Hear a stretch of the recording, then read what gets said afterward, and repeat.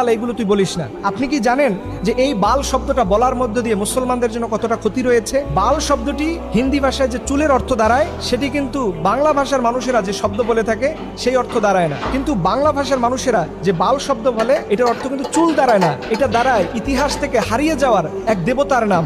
যেই দেবতার সম্পর্কে আল্লাহ পাক আমাদেরকে সতর্ক করে বলেছেন 37 নম্বর সূরার 125 নম্বর আয়াতে, যে তোমরা বাল দেবতার অনুসরণ করো না। আল্লাহ পাক বলছেন আতাদউনা বালাউ ওয়া তাযারুনা আহসানাল খালিকিন।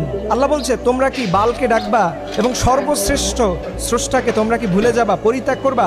এই বাল শব্দটা আল্লাহ পাক কোরআনের মধ্যে বলেছেন। এই বাল শব্দটা সেমিটিক শব্দ, যার অর্থ দাঁড়ায় দেবতা বা স্রষ্টা, বা আমরা যে আল্লাহ বলে সম্বোধন করি ঠিক একই রকম অর্থ দাঁড়ায়। এটা আসলো কোথা থেকে? আপনাদের মনে প্রশ্ন থাকতে পারে, হুজুর এটা আসলো কোথা থেকে? এটা আসছে মুসা আলাইহিস সালাম যখন আল্লাহর নির্দেশে 40 দিনের একটা ধ্যান করার জন্য তুর